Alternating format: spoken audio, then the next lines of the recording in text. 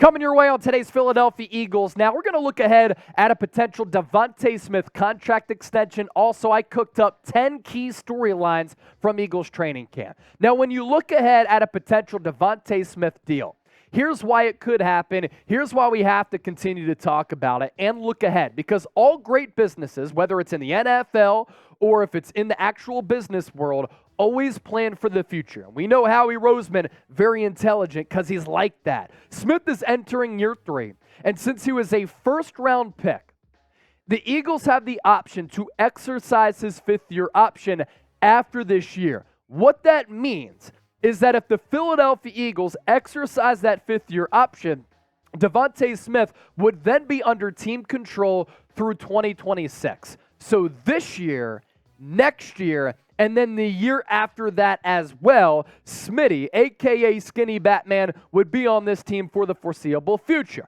If the Eagles do not exercise that fifth-year option, and there's really no reason for them not to other than them paying a little bit more money to Smith in that year 5 as compared to what they're paying him in year 4, next year would be the final year of his deal, and you already know there will be rumblings about a DeVonta Smith contract extension. You look at the Eagles' offensive spending, and right now they can afford to pay Smith down the road a pretty lofty deal because they are 22nd among 32 teams in the NFL in wide receiver spending at $22.8 million. Their entire offense, surprisingly, is 25th in the NFL at a total of $99 million. Because Jalen Hurts' contract extension has not kicked in yet, the Eagles are paying their quarterbacks combined 24th. Offensive line, that's the unit they like to invest in, 10th. Tight end 17th, running back 23rd at a total of $7 million. That's very savvy from a team-building approach for a position that's expendable and replaceable. Defensive spending here. This doesn't really impact DeVonta Smith, but I want to show it to you because we're talking about giving Smith a lot of money, which could alter the Eagles' approach for players that they do pay or don't pay. All defense 26 at $89.4 million. Defensive line 17th. Linebacker and safety, 31st and 32nd in the NFL. So clearly Howie Roseman feels as though many more positions of importance outside of linebacker and safety. He does like cornerbacks, though, 8th. A.J. Brown's contract. This is also important to talk about here because you look at the base salary in 2025 and in 2026. This contract, which was done upon trading for A.J. Brown on draft night 2 years ago, was backloaded by Howie Roseman. That's a tactic that oftentimes he takes because it allows the Eagles to have some financial flexibility in the immediacy of the moment, backload those deals, and worry about it later when you can restructure that contract and do a couple of different things to free up the cash flow. This year, A.J. Brown has a base salary of $1 million. His cap hit, only $8.5 million. If he has a season like he did last year, that's an incredible bargain. In 2024, $1.1 million base salary. Cap hit goes up $4 million. In 2025, though, 15.2, 26.5, and in 2026, 30.2, 41.5. That's really, really high. And at that point, he's going to be a little bit older. If he gets injured, production goes down. That's a lot of money to pay a wide receiver, even though A.J. Brown's still going to be somewhat young at that juncture of his career. What they can do with a DeVonta Smith contract extension, you're thinking, well, if you're paying A.J. Brown all that money in 2025, 2026, that's about when the DeVonta Smith contract will come into play. Are they going to have to choose one or the other? They can do with a Smitty extension what they did with an A.J. Brown extension. They can backload it like they did with A.J., so you're not paying both of these players a lot of money at the same time, and then it's difficult to have both. Financial gymnastics. That is a masterclass in being a general manager from Howie Roseman. And you know Howie will try to finesse that A.J. Brown deal to clear up some money for Philadelphia. Today's poll question is this. Do you want Skinny Batman, a.k.a. Smitty, to be a lifetime Eagle? Give me a Y for yes or an N for no. That'll be our pinned comment, so make sure you go on down and get those comments in. Kelly Green jerseys are also here. We've had so many people use our link all throughout this week because they're trying to get their hands on these icy uniforms. All you have to do to join the party, to join the movement, chatsports.com/Kelly Green. All players available, sizes available, men's, women's, kids, chatsports.com/Kelly Green. I use that link to get myself a Jason Kelce jersey. DeVonta Smith's first 2 years. What a start he's gotten off to. He had a record-breaking rookie season for all players in franchise history. 104 targets, 64 catches, 916 yards, 5 touchdowns. And then in year 2, as the Eagles decided to air it out a little bit more, he became an even better player, and the production in turn did go up. 136 targets, 95 catches. So his production as far as catching the football went up by 31. Nearly 1,200 yards, 7 touchdowns, 12.5 yards. He was probably the best number 2 wideout in the NFL, but has number 1 wideout written all over him. And here's why.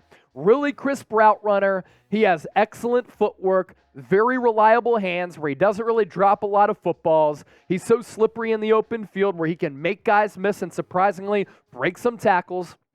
I like the versatility to his game because he can play outside or in the slot. The sideline catches are extremely elite for DeVonta Smith. He also has great body control, plays a lot bigger than his size, excels with those contested catches. And when you're building a football team with some young players, what do you look for? You look for good character. You look for a guy who's going to grind. He has a good personality that's contagious. I love his demeanor. I love his work ethic. I tweeted out the other day, his footwork drill, it's insane how fast his footwork was.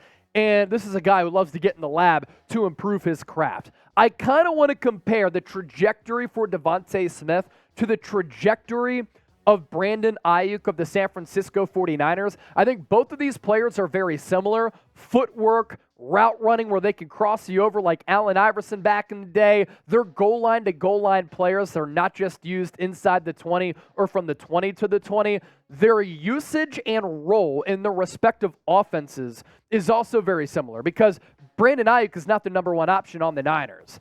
Kyle Shanahan likes to use Christian McCaffrey, George Kittle, Deebo Samuel, sometimes more than Brandon Ayuk. And in this Eagles offense, sometimes DeVonta Smith isn't always the first option. But you look at Ayuk's rise here. He got better and better and better every year that he's been in the NFL. What San Francisco did, they exercised his 5th-year option, and I think the Eagles are going to do the same by exercising the 5th-year option for DeVonta Smith. Similar players, similar trajectories, similar roles within their offense, and I think they're going to land similar contracts here because you look at the highest paid wide receivers in the NFL. This is average annual value here. Tyreek Hill, highest paid wideout in the league at $30 million. Devontae Adams is at $28 million. Cooper Kupp, $26.7. A.J. Brown is at $25 million. This is the average annual value, though. We broke down the specifics of that contract, but it averages out to be $25 million per season. DK Metcalf, Stephon Diggs, tied there at $24 million. Deebo Samuel, just under 24. Then you have Terry McLaurin, DJ Moore, and Keenan Allen rounding out that list. So you look at this list right now, and you factor in how the salary cap is going to continue to rise, how DeVonta Smith figures to get better. If the production increases, who's to say that he's not going to be in that category making $20 to $25 million per year? At least he's probably going to demand that. Now, it is the month of August, and we're in the early going of the month of August, and we're doing a sub-competition to see which channel in the NFC East can pick up the most subscribers here this month because it's the final month of the calendar year prior to the start of the NFL season. So let's beat the Cowboys report, type F Dallas. Let's beat New York Giants now, type FNYG. Let's beat the Commanders report, F Washington. And of course, all day, every day, it's go Birds all the way until you hit that subscribe button. 10 storylines in training camp for the Philadelphia Eagles. That's what we're getting to next here. Storyline number 1. Jalen Hurts has been absolutely flawless up to this point. He's been near perfect. Storyline number 2. The Jalen Hurts-A.J. Brown connection has been great, dominant. It's one of the best quarterback wide receiver duos in the NFL. There isn't a defensive back on this roster who's been able to stop it so far, and that's with the Eagles offense going up against Darius Slay and James Bradberry. Story number 3. The Eagles once again appear to be a really good team, but a very deep team. They're deep in positions of importance, and that's a really important thing to have at your advantage if you're looking to compete for a Super Bowl, because at some point injuries are probably going to happen. Storyline number 4, Jalen Carter, Nolan Smith, Sidney Brown have all been good. And this is also important for Philadelphia this year, but also looking ahead into the future as well, because if you can continue to stack young talent, it allows you to be competitive for a really long time. And I do see a scenario in which Jalen Carter, Nolan Smith, and Sidney Brown see significant snaps for this team as rookies this upcoming season. Number 5, Dallas Goedert. He has been a beast. And among all players in yards per target, yards per catch, he's been one of the best in the NFL over the last couple of years. A reason why he's somewhat underrated and overshadowed. A lot of other stars on this team. But also, he is used as a blocker, and he's a very important blocker. Him and George Kittle, 2 of the best pass-catching and blocking tight ends in the NFL. That's part of what made Rob Gronkowski such a great player. Storyline number 6, the Eagles' defensive line is very, very deep. That starting defensive front, it's a juggernaut. And then the backups are also really good. This allows you to rotate members along that defensive line to keep everybody fresh for a long playoff run at a position in which you have to be physical, and sometimes injuries do happen in the trenches. Storyline number 7, the A.J. Brown, DeVonta Smith duo. We talked about Hurts and A.J. Brown, but the A.J. Brown, DeVonta Smith duo might be the best wide receiver duo in the NFL. Some people might point to Jamar Chase and T. Higgins. I think from an all-around versatile standpoint, Brown and Spinney are better.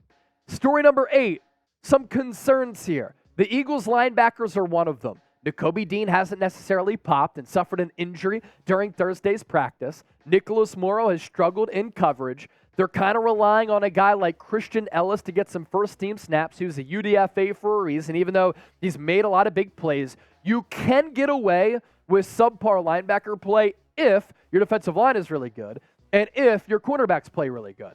Eagles defensive line really good. Eagles corners figure to be good. You can hide it a little bit, but going up against teams with really good tight ends, that's when it becomes a little bit of an issue. Storyline number 9. This is something that we're going to continue to monitor here. Will the coordinator inexperience be an issue? Brian Johnson's never called plays at the NFL level before. Great coach, ascending, looked to be a future head coach at some point, but he hasn't called plays. And then Sean Desai has 1 year of defensive coordinator experience.